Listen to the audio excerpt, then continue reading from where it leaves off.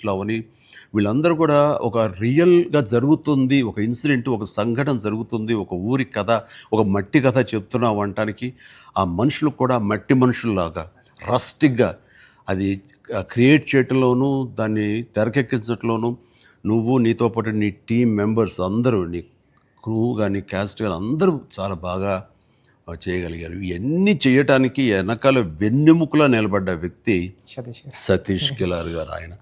ఆయన దేనికి నెరవలేదు. ఇదివరకంత గతంలో అన్ని సినిమాలకి ఆయన కొంచెం పరోక్షంగా వెనకుండా నడిపించేవాళ్ళు. ఇప్పుడు తెర ముందుకు వచ్చారు బాహాటంగా ప్రొడ్యూసర్గా. కాబట్టి ఆయన ప్రయత్నం కానీ, ఆయన గుండె ధైర్యం కానీ, దీన్ని నీ మీద పెట్టుకున్న నమ్మకం కానీ, కంటెంట్ మీద ఆయనకు ఉన్నటువంటి విశ్వాసం కానీ, ఇవన్నీ కూడా ఈరోజు సఫలీకృతం అయినాయి.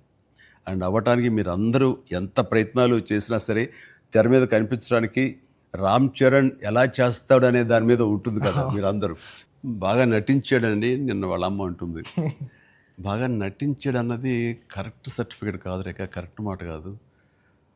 జీవించాడు అని అనాలి. నాకు ఆ పాత్రలో ఒదిగిపోయాడు అని నాకు అనిపిస్తుంది. నేను యాక్టర్ నాకు తెలుసు. అవతల క్యారెక్టరు ఏడుస్తూ మనల్ని ఏడిపిస్తే కనుక అది నటన.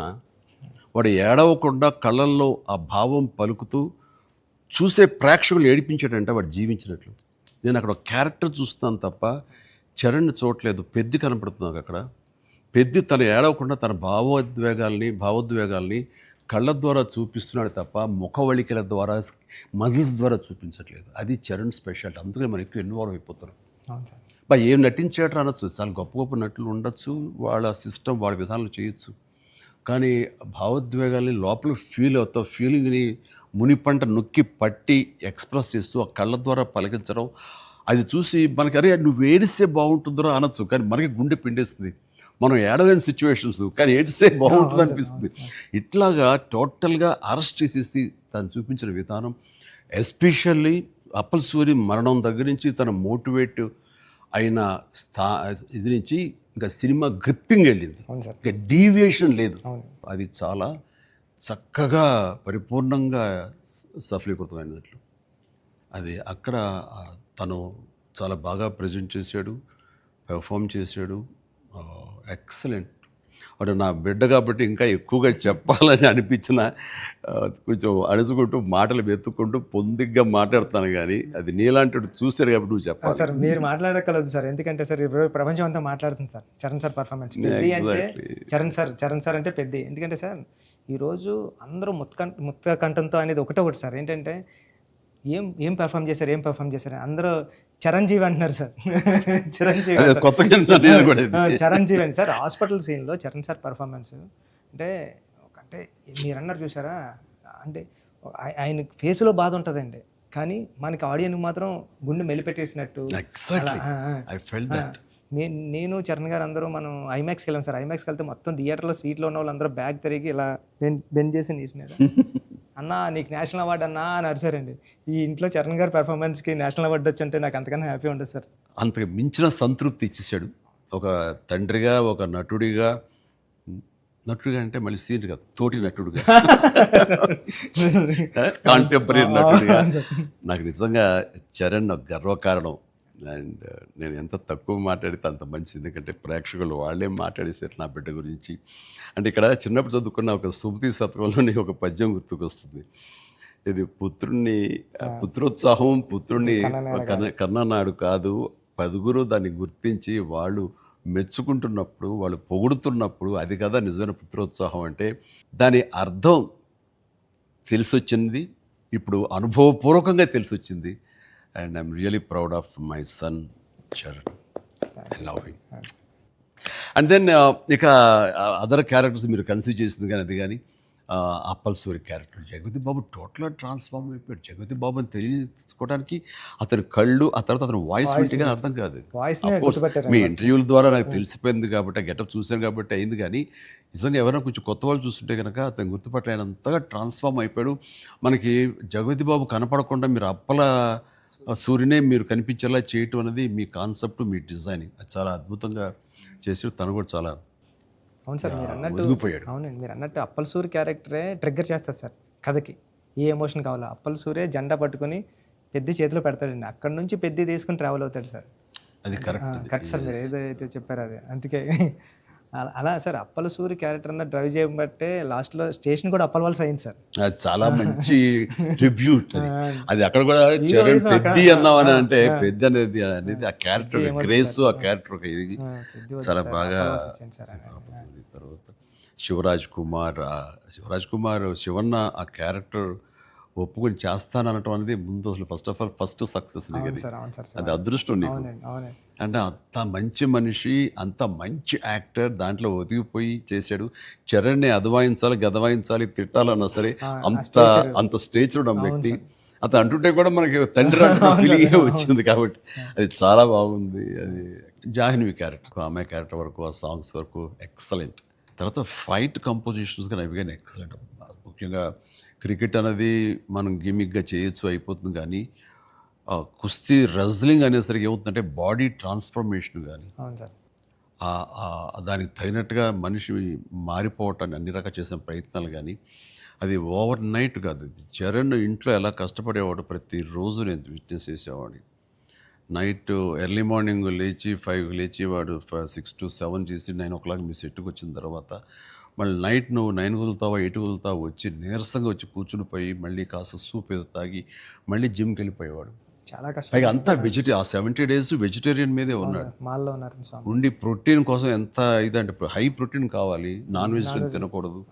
దానికోసం ఎలా కష్టపడ్డాడు, ట్రెడ్మిల్లో జిమ్లో ఎలా ఇదయ్యాడు అనేది చూస్తుంటే అబ్బా ఇంత అవసరమా, ఇంత కష్టపడాలా, మనం చేసాం కష్టమైన క్యారెక్టర్లు, రిస్కులు చేసాం, కానీ ఇంత చేస్తున్నాడు ఏంటి, దీని ప్రతిఫలం ఎలా ఉంటుంది అంటూ వాళ్ళ అమ్మ అయితే భగవంతుని దండం పెట్టుకుంటూ కోరుకుంటూ ఇంత కష్టపడి ప్రతిఫలం రావాలని. ఎందుకంటే అంత కష్టపడి జనం ఆమోదం పొందకపోతే మొత్తం అంతా ఇదైపోతుంది, వ్యర్థమైపోతుంది. ఇంకా కష్టపడితే ఇంతైనా ప్రతిఫలం అనే ఒక డిసప్పాయింట్మెంట్ వస్తుంది. కానీ ఇప్పుడు ఏంటంటే ఎంత కష్టపడితే అంత ఎప్రిసియేషన్ వస్తుంది అనేది ఈ పెద్ద క్యారెక్టర్ తన కష్టపడినందుకు, జనాలు దీన్ని యాక్సెప్ట్ చేసి వెల్కమ్ చేస్తున్నందుకు, నీరాజనలు పలుకుతున్నందుకు హ్యాట్స్ ఆఫ్. సార్ నా ఫేవరెట్ ఏంటంటే సార్, ట్రైన్ దగ్గర లెగ్ పెట్టడానికి బిఫోర్ వచ్చి ట్రైన్ ఇలా పట్టుకొని రెండు ఇలా పట్టుకొని ఒకసారి బయటకు వస్తారు కదండి ఫ్రేమ్లో, అప్పుడు చరణ్ సార్ ఎక్స్ప్రెషన్ ఉంటుందండి. కళ్ళు అలా మూసి ముందండి జస్ట్ అలా ప్లెయిన్గా శూన్యంలోకి అలా చూసి అప్పుడు లెగ్ పెట్టడం స్టార్ట్ చేస్తారండి. అప్పుడు అందరూ క్లాప్స్ అక్కడే కొట్టేస్తాను సార్. అంటే అలాంటి అంటే చరణ్ సార్ అంత ఇన్వాల్వ్ అయిపోయారు సార్. అంటే ఈ కథ చెప్పడానికి కూడా మేము కారణం జనరేషన్ని ఇన్స్పైర్ చేద్దామనండి. అంటే మేము ఇప్పుడు స్కూల్స్కి వెళ్తాం కదా సార్, అప్పుడు స్కూల్స్కి వెళ్తే స్కూల్ అంటే క్లాస్ రూము బ్లాక్ బోర్డేనా, వాని వెనకాల ఒక ప్లే గ్రౌండ్ కూడా ఉంటుంది దాని వెనకాల అని చెప్పడానికి ట్రై చేస్తాం సార్ ఇద్దరు. అంటే ఆట స్థలం అంటే అమ్మ కడుపులో ఉన్న 9 months ఆడుకోవడానికి ఉంటుంది గ్రౌండ్. బయటకు వచ్చిన తర్వాత స్కూల్లో పిల్లలకి ఇప్పుడు చూస్తాం సార్, ఏ స్కూల్కి గ్రౌండ్ ఉంది సార్, బిల్డింగ్స్ ఉన్నాయి అంతండి. అది చెప్పడానికి ఇన్స్పైర్ చేద్దాం, ఏదో మంచి మాట చెప్పి. ముఖ్యంగా ఈ కార్పొరేట్ ఎడ్యుకేషన్ సిస్టమ్ వచ్చేసిన తర్వాత అండ్ ఎంతసేపటికి మార్కులు అనే దీంట్లో ఇంకా అసలు ఫిజికల్ యాక్టివిటీ లేకుండా పోతుంది. అందులో ఇప్పుడు ఈ బొమ్మని రాని ఒక మాట అంటాడు, చేతిలో వచ్చేసింది సార్ అంటాడు. అందులో ఎన్నో ఆటలు ఉన్నాయి సార్, ఎవరు వెళ్ళట్లేదు సార్ అని. కానీ ప్రభుత్వాలు ఇప్పుడు మీరు అన్నటువంటి ఈ పరిస్థితి ఒకప్పుడు ఉండేది, కానీ ఇప్పుడు రాను బెటర్ అవుతుంది అన్నది. అవును సార్, చాలా బాగుంది సార్. బట్ ఇంతకంటే ఇంకా గట్టిగా రావాలంటే మీరు ఇచ్చినటువంటి సలహా, సినిమాలు పెద్ద సినిమాలు ప్రభుత్వాలు సహకరించాలి, సర్కారు వాళ్ళు ముందుకు రావాలి. కాబట్టి ఈ సినిమా ఒక అవేర్నెస్ తీస్తుంది, ఒక ఎడ్యుకేషనల్ ఫిలిం పెద్ది, ఒక ఇన్స్పైరింగ్ కంటెంట్ ఉన్న సినిమా పెద్ది. ఈ సినిమాలో బిడ్డలకి మనం ఏమి ఇవ్వాలి, ఎలాగ మోటివేట్ చేయాలి, ఎలాగ ఇన్స్పైర్ చేయాలి, వాళ్ళు ఎలాగ పెంచాలి అనే దాని మీద ప్రతి ఒక్కళ్ళు ఫోకస్ పెట్టి స్ఫూర్తి పొందాలని మాత్రం నేను మనస్ఫూర్తిగా కోరుకుంటున్నాను, విష్ చేస్తున్నాను. Thank you sir. నేను సినిమా చూస్తూ ఏఆర్ రెహమాన్ గారి కంట్రిబ్యూషన్ ఎలా ఉందని చూడటంలో సౌండ్ని పర్ఫెక్ట్గా వాడుకుంటారండి. అంటే ఆర్ఆర్ అంటే ఓన్లీ ఇంకా ఊగదంపుడు కొట్టేసి ఎలివేషన్స్ కొట్టేసి ఆ రకంగా కొంచెం ఒరవడి ఇప్పుడు కొనసాగుతున్నా కొన్ని చోట చెల్లుతుంది. బట్ అన్ని వేళలా అది కరెక్ట్ కాదు. ఇది మన మనసులోని ఫీలింగ్ని బట్టి ఆయన కొడుతున్నాడని నాకు అర్థమైపోతుంది. గుండెని పిండే విధంగా మరింతగా ఆయన మనల్ని ఇన్వాల్వ్ చేస్తున్నాడు, మనకు ఆ ఫీలింగ్ని ఇవ్వగలుగుతున్నాడు. పెద్దలో పరిపూర్ణ న్యాయం చేశాడు. చెప్పాలంటే ఆయన మెయిన్ పిల్లర్గా అనుకోవచ్చు మనం. మీరు అనుకోండి మీ కంటెంట్ సార్. అంటే హీరో ఉండి ఎలివేషన్ ఇవ్వడం వేరు సార్. నేనేమనుకున్నాను అంటే చరణ్ గారు లేకుండా చరణ్ గారు స్టాచ్యూ చూపించి ఎలివేషన్ ఇద్దారు అనుకున్నాను సార్. అది అక్కడ కూడా రెహమాన్ గారు అలా లేపారు సార్, లేపారు మామూలు కాదు సార్. చాలా ఉంది. సార్ అండ్ పైగా ఇది కోర్స్ మీరు ఇంటర్వ్యూస్లో మీరు అన్నారు రెహమాన్ని ఎలా ఒప్పించావు ఏ భాషలో ఒప్పించావని చరణ్ చెప్తుంటేను అక్కడికి వెళ్ళిన బాడీ లాంగ్వేజ్ బట్టిను ఎవరైనా సరే అది బట్ ఎవరికైనా సరే నువ్వు చెప్పే కంటెంట్ ఉంది అది మెయిన్. కొంచెం విజ్ఞత, కొంచెం అవగాహన, ఆ సెన్స్ ఉండే ఎవరికైనా సరే ఆ కంటెంట్ నువ్వు చెప్పగానే దానికి డెఫినెట్లీ ఆమోదయోగ్యం, ఆమోద ముద్ర పడిపోతుంది.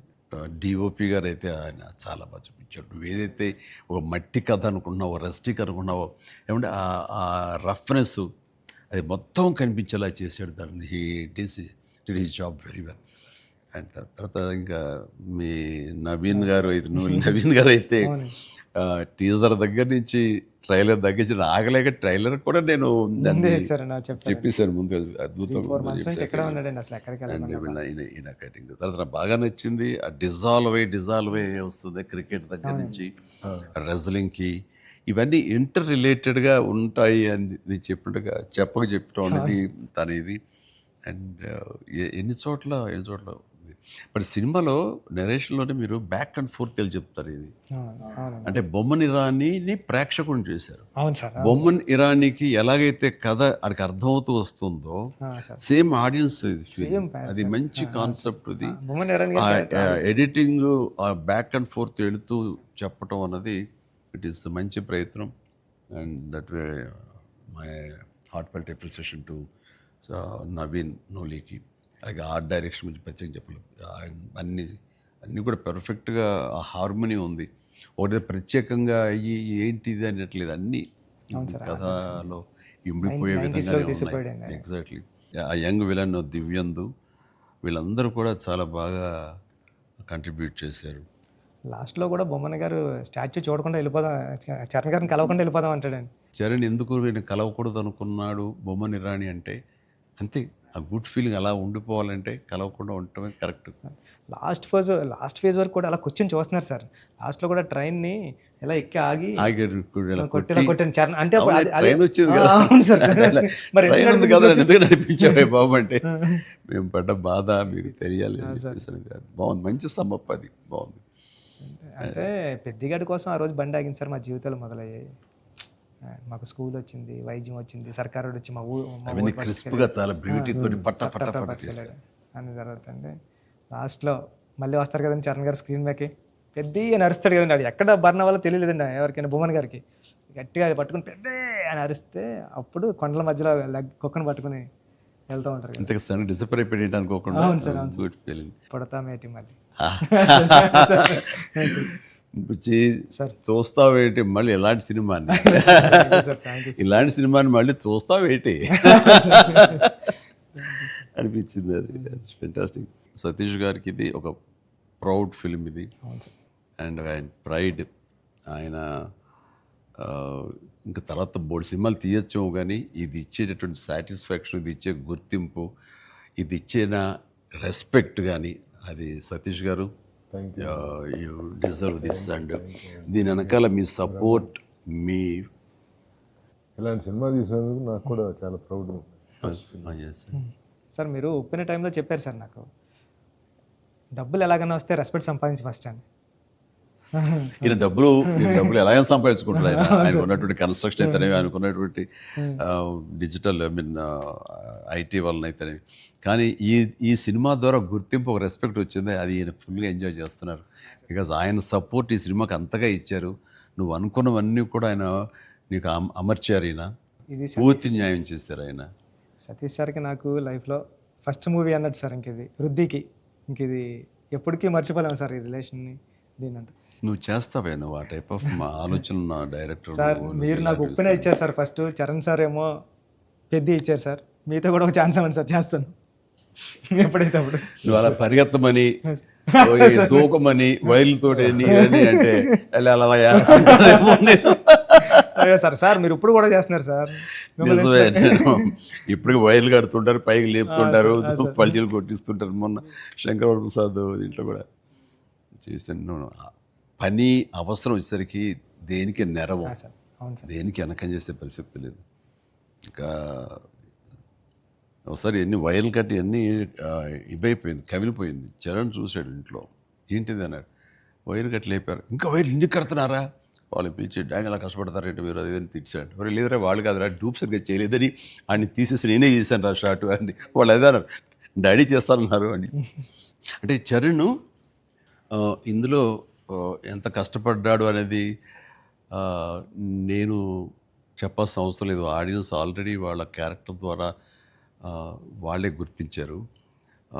వాడు ప్రతిరోజు అలసిపోయి ఇంటికి వచ్చి నీరసించి అలా కూర్చున్న ప్రతిసారి నాకు మా నాన్నగారు నాతో ఏమన్నారు, నన్ను ఏమనేవారు అది గుర్తుకొచ్చేదనమాట. అంటే దొంగ అనే సినిమాలో 8 అంతస్తుల ఒక హోటల్ పైన పారపెట్ వాల్ మీద నేను రోల్ చేస్తూ వెళ్ళినప్పుడు కింద స్లిప్ అయితే మాత్రం ఇది ఇప్పట్లా వైర్లు ఇలాంటి సేఫ్టీ డివైస్లు ఏమి లేవు, మొండితనంతో చేయటం అనమాట.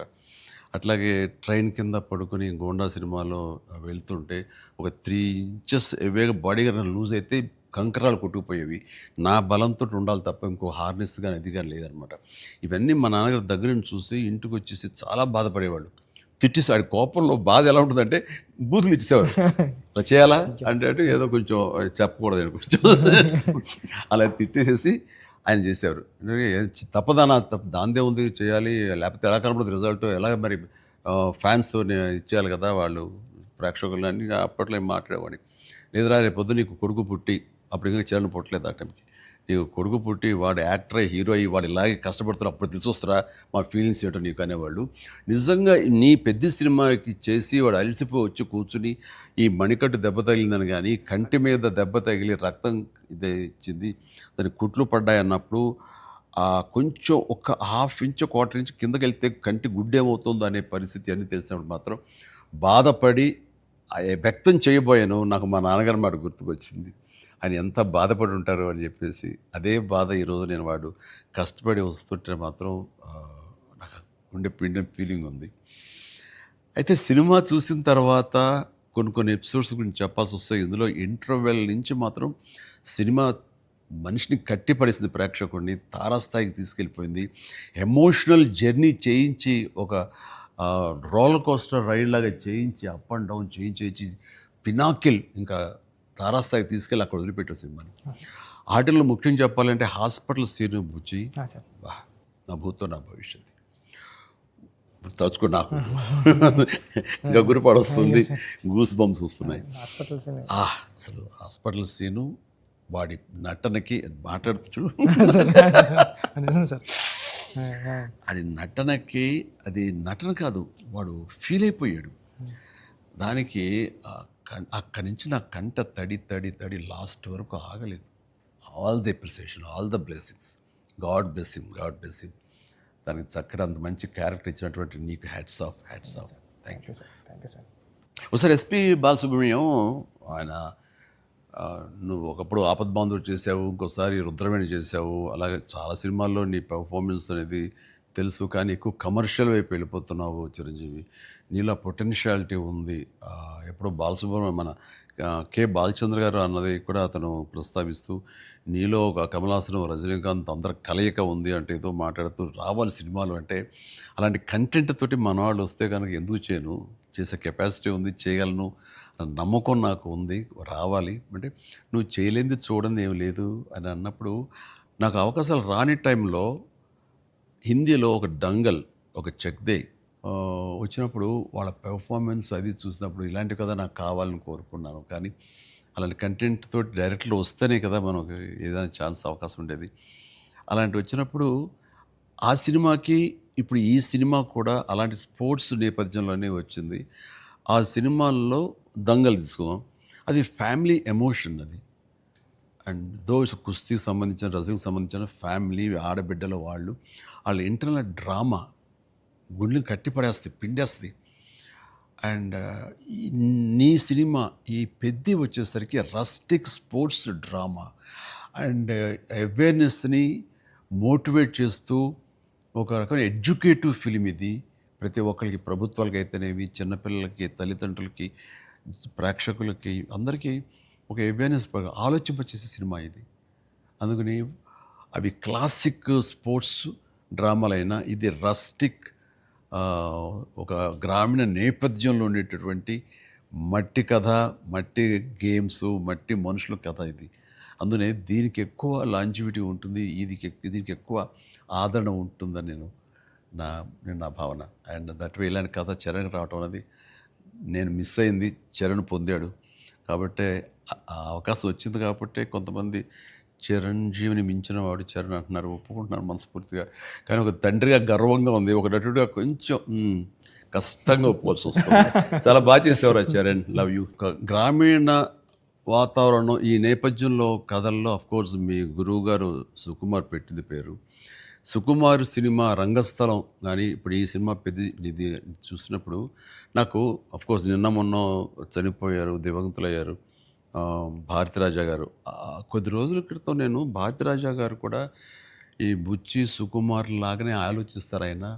16 వైద్యుల దగ్గర నుంచి మొదలు మర్యాద కానీ ఇలాంటి సినిమాలన్నీ, నా ఆరాధన సినిమా ఇవన్నీ కూడా చూస్తాను. నేను డిస్కస్ చేసుకుంటున్నాను. ఆ 2 డేస్లోనే నిన్న మొన్న ఆయన చనిపోయారని తెలిసిన ఇది డ్యూ రెస్పెక్ట్ ఆయనకి మనస్ఫూర్తిగా మనం ఆయన ఆత్మశాంతి చేకూరాలని ఈ సందర్భంగా కోరుకుంటున్నాను.